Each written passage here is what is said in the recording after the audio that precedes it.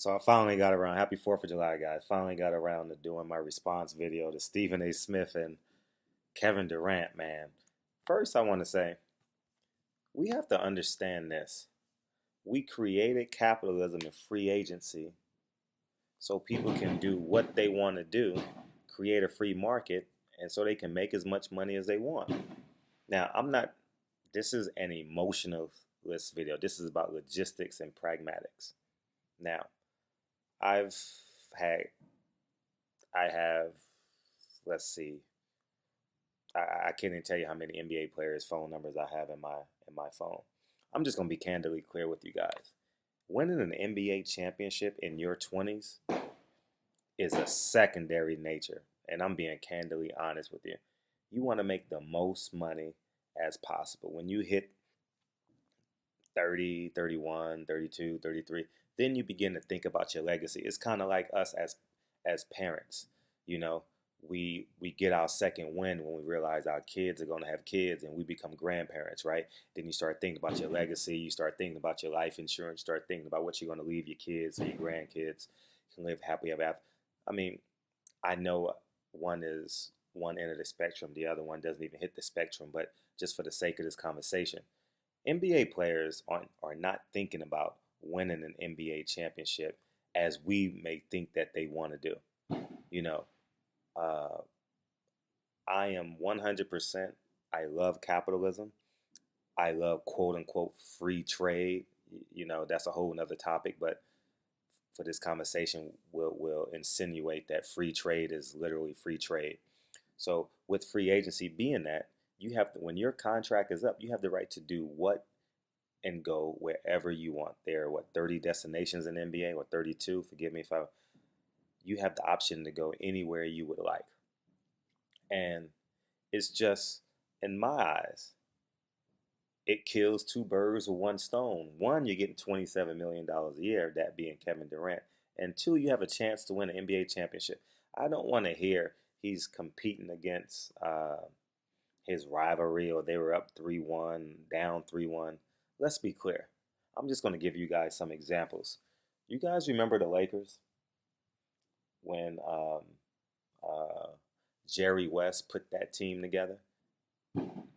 When he got Gary Payton and Karl Malone to join Kobe Bryant and Shaquille O'Neal. They didn't win the championship, but they put four Hall of Famers on one team and didn't win the championship. You get what I'm saying? Or how about when Dwight Howard, Steve Nash, Kobe Bryant, and I forget who was the third guy. Or how about Glenn Rice coming to the Lakers? Or how about the '60 Celtics who won 9 out of, I think Bill Russell won 11 championships altogether. Or how about John Calipari, whose job is to get the top recruits in America? Or how about Mike Krzyzewski of Duke, whose primary goal is to win a championship? Now, let's be clear. When the player does it, we go apeshit and haywire. When the person in charge does it, they get celebrated. John Calipari, the coach of Kentucky, Massachusetts, and Memphis when he was there. When they get these top 5, top 10 recruits, we praise them. Oh, the number one recruiting class in the world. Why do we get on these players for joining all these schools and all these teams to make these super teams like Kentucky 2 years ago, or like Florida when they won back-to-back championships? You get what I'm saying? So that stuff is overrated. Winning an NBA championship, guys, if you ever get a chance to talk to an NBA player one-on-one, they will gladly tell you it is overrated. Um, I've had countless conversations with them. You know, I don't want to disclose because a lot of them are in the NBA now, and this video gets out and it may hurt them. But if you got a chance to make money and win a championship, you are blessed. And and and just speaking about logistics, who wouldn't want to play for Golden State? That is the most. If you're an offensive juggernaut like a Kevin Durant, why wouldn't you want to play for the Golden State Warriors, man? It's the best offensive team we've seen in the NBA in a long time. I was trying to think of a team, but I remember Run TMC when coincidentally Golden State had Chris Mullin, Tim Hardaway, and Latrell Sprewell. and Mitch Richmond and all them guys run up and down the floor. That was a hell of a team.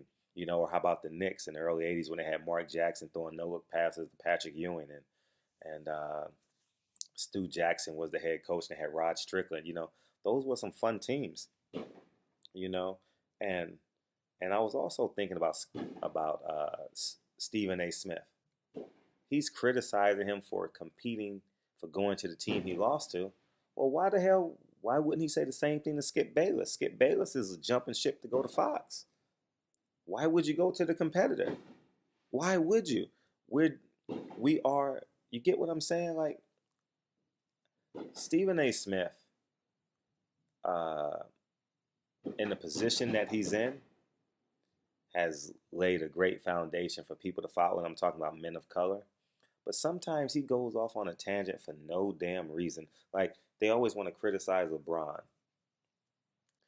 for choosing where the hell and how he did it. Who gives a fuck? The man raised anywhere between $3 and $5 million for the Boys and Girls Club of America. You do not see people raising $3 and $5 million and not taking a cent. Every advertiser who advertised on that commercial, who advertised a commercial, who advertised a product during their commercial time, 100% of those proceeds went to the Boys and Girls Club of America. I see nothing wrong with that. When I say nothing, I mean nothing. I see nothing wrong with that. So, um, I think Stephen A. Smith needs to sit down, and I totally understand the competition part of it. The competition part is a mute. Listen, I've competed my entire life, but the competition part is a mute point when you literally can look at a situation and say, I can kill two birds with one stone. It's he can win a championship and make $27 million and make the most money in the world. And Russell Westbrook is leaving LA. Is leaving OKC. I can guarantee. For those of you who don't know, Russell Westbrook is leaving LA. Is leaving OKC, and I believe he's going either two places, New York, or he's going to play for a team in Los Angeles. And yes, I have inside information. I know some people, but he's definitely going to either of those two places. But getting back to Kevin Durant, I want to congratulate Kevin Durant for making a tough decision. You give someone 9 years of your life, and then at the end of the day, when you decide to leave for quote unquote greener pastures, they destroy you. It's I understand competition, but keep in mind it's a business. Do not ever lose sight of the fact that it's a business. You know, um, a lot of us have to get up tomorrow morning and go to work and provide for us, provide for you and your family. Now your boss will have no problem firing you to get rid of you for something you did wrong, but then they want you to be loyal. Man, you have to look out for yourself. Self-preservation is the law of the land. Now, you cannot make emotional decisions when you're talking about your future. Emotional decisions will leave you poor, broke, and lonely for the duration, in the long run. And I've given you guys some great examples. Now, let's think about it from a pragmatic, logistical race standpoint. I'm going to give you guys the same examples. I don't know if Jerry West won Executive of the Year for making this decision. I'm talking about the Lakers. I'm going to go through each example, and I want you guys to see the parallel. Jerry West created the super team. Gary Payton, Karl Malone, Kobe Bryant, Shaquille O'Neal. Jerry West and Mitch Kupchak were the culprits in creating that team. They were praised for putting that team together. Let's go down. The next example I gave was the Celtics. Forgive me for not knowing who the coach is of the Celtics, but oh man, gosh, the owner of the team who put that team together, man, smoked cigars. He just passed away maybe 5-6 years ago, man.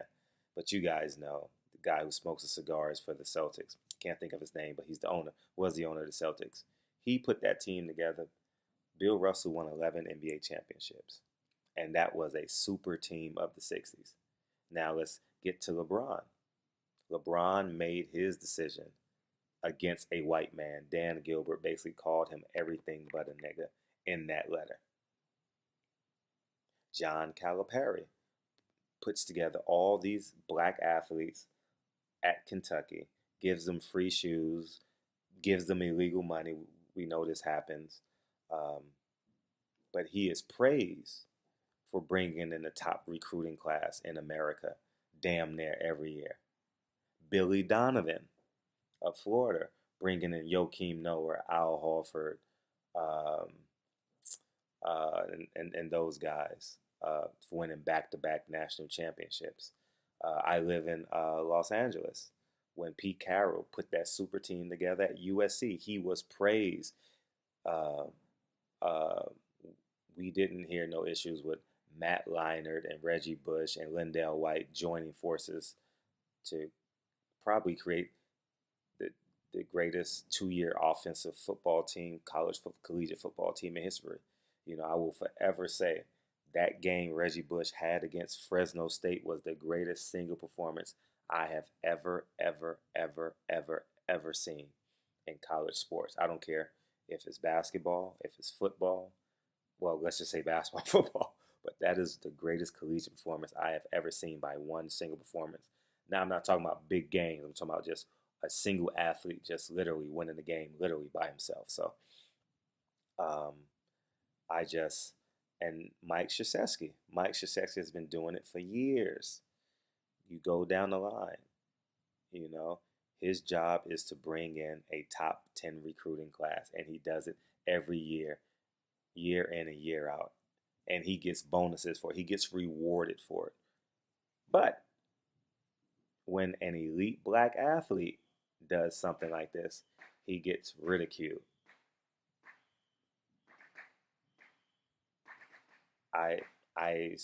If you guys see the parallel,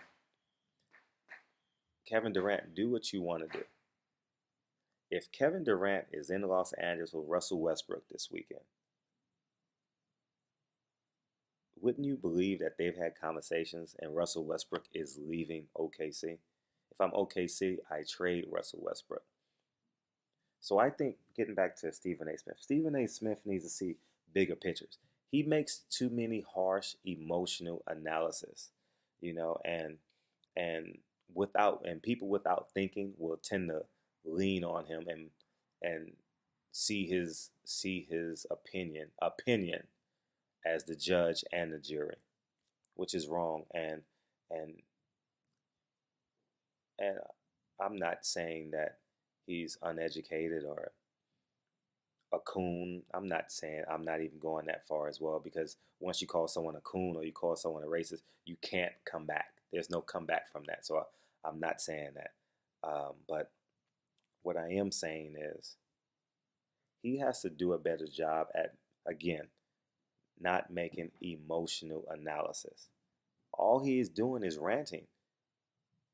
He needs to direct that rant and emotions across the DS at Skip Bayless, because Skip Bayless is doing the same thing he's doing.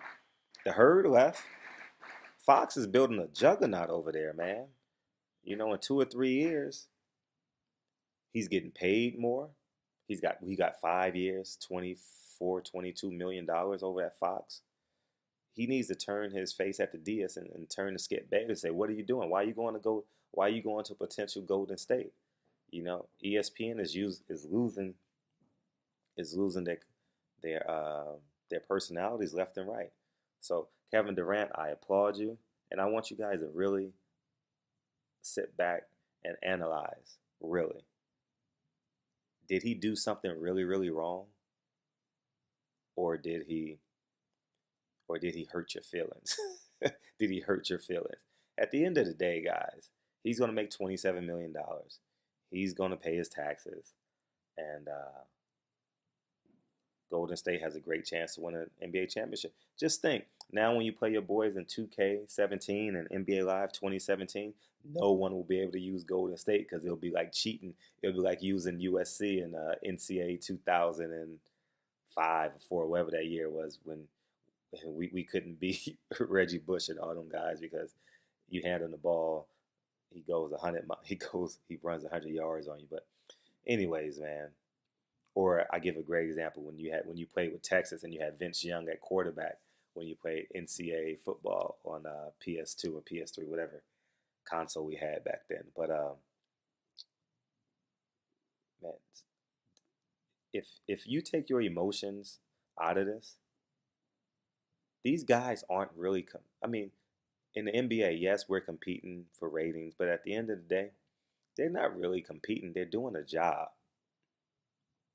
It's a job, and you want to do a job where you can get paid more for doing less. Now, I want you guys to understand this life lesson, and I hope you guys make it this far in this video. In in order to be great, one of the characteristics of being great is eliminating variables. Kevin Durant did a hell of a job today at eliminating variables.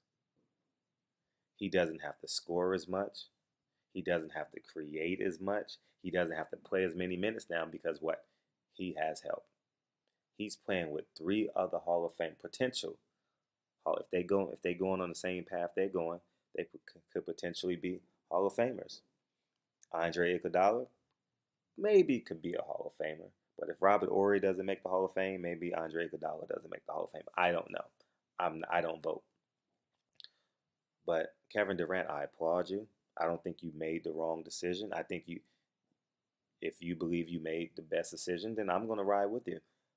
I rooted against Golden State in the finals, so I do not have a dog in the race. I love, love, love the LeBron James narrative this year. Him bringing the championship back to his hometown. Love, love, love that narrative. And this is Barbershop Conversation. Hit the subscribe button. You guys are completely awesome. And I would love to continue this conversation. Let me know what you guys think. You know, part of the reason we don't like Kevin Durant is because, you know, he's black and he's a great athlete. You know, when black great athletes do this, they get ridiculed, you know, to some degree. You know, John Calipari is on a recruiting trail on his AAU team in the month of July in Vegas, wherever he's at, trying to get a top 10 recruiting class, and he's going to be praised. Mike Krzyzewski is out on a recruiting trail right now, and he brings in 5 top 100 kids, ESPN top 100 kids. He gets praise. Kevin Durant decides on his own to do this. He gets ridiculed.